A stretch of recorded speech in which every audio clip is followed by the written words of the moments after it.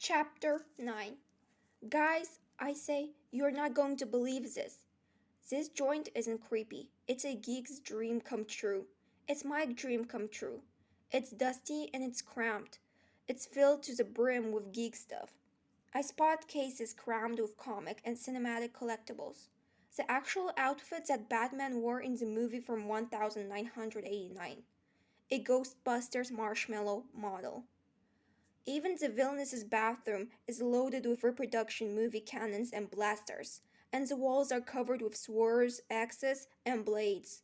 And also toilet paper, cause, she is a human.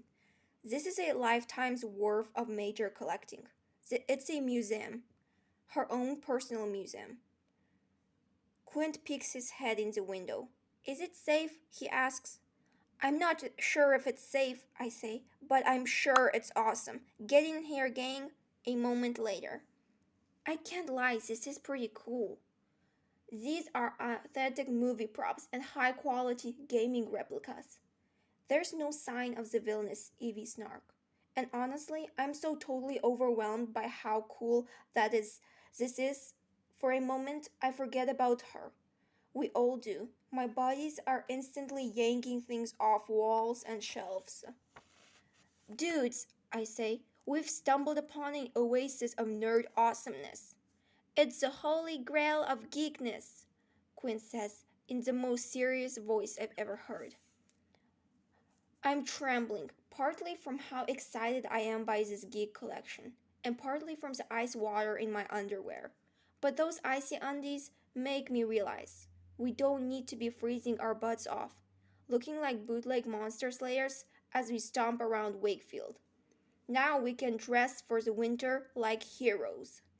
Guys, look around, I say. Do you realize what we can do with this stuff? Forget our lame old sweaters and Ziploc not quite waterproof socks. We can build our own winter action outfits. Huh? Dirk grunts. We're basically post-apocalyptic action heroes, I go on. So we need to dress like that. We need to upgrade. A major costume change is a very big deal, Quinn says. A very big, awesome deal, I say. You know how whenever a new Batman movie or a new X-Men movie comes out and Entertainment Weekly has like 19 pages about the new costumes? That'll be us, like Jack, June, Quint, Dirk. Check out what these heroic awesome people are wearing this season. I stop to picture my dream winter action costume. I glance at Quint, and I know we're both thinking the same thing. I dig it, June says, and with that we get to work. I'm stepping into a pair of Batman pants when I stumble into a glass display case. Inside is a replica Assassin's Creed wrist dagger gizmo, and I realize something else.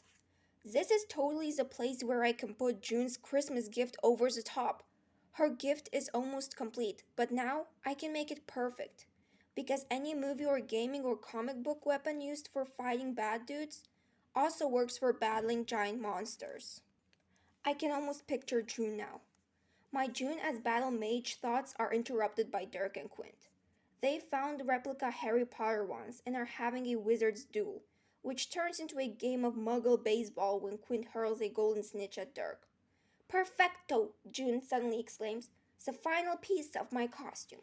June is racing toward a pair of General Leah boots. I'm falling behind. In winter action outfit creating. I hurry up, trying on a Venom costume, Black Widow boots, creepy clown goat coat, and I even throw a superhero shield over my back. My buddies tug their inflatable donut rafts beneath their new gear, and we're ready. We can battle in the snow.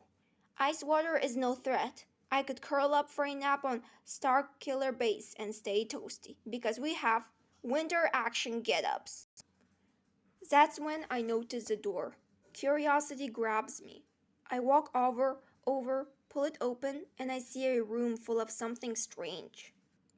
Thousands upon thousands of action figures. Whoa, I whisper. They are arranged on the floor like some sort of action figure army. Transformers, Lego figures, Ninja Turtles, DC Funkos, a bit of everything. But something about his figures is not right. I peer closer, and I realize the figures have all been altered, modified, customized, zombified. A voice says. I turn. It's Quint. He's examining one of the figures. Dirk and June follow him. She's zombified them, Quint says. Custom paint and dyes, arms yanked off, legs severed at their joints. Some appear to have been melted. I grab a handful of figures, and I see it's true. She has taken thousands upon thousands of collectible figures and made each one appear undead. Wolverine, hands gone. Batman with a distorted face.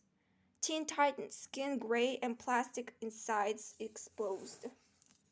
It's like stumbling upon some monstrous animal's secret lair, full of bones. Jack, June whispers. Look there, mounted upon the fireplace.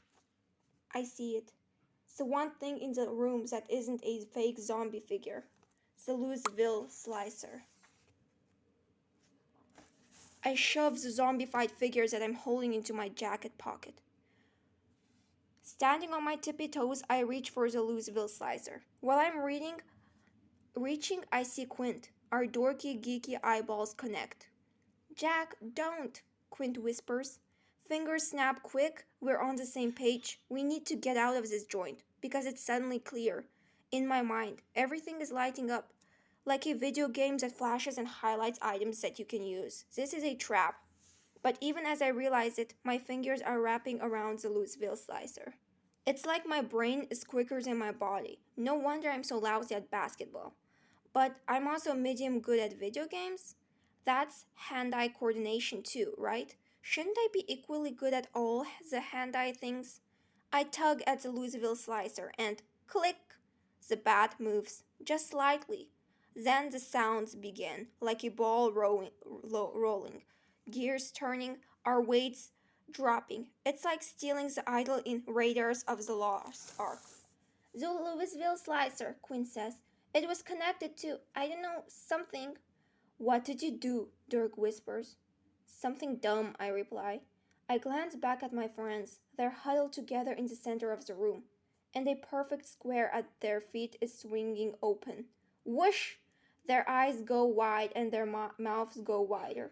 It's a trap door. I race towards them, diving, sliding, but they're already falling, and I'm falling too, into darkness.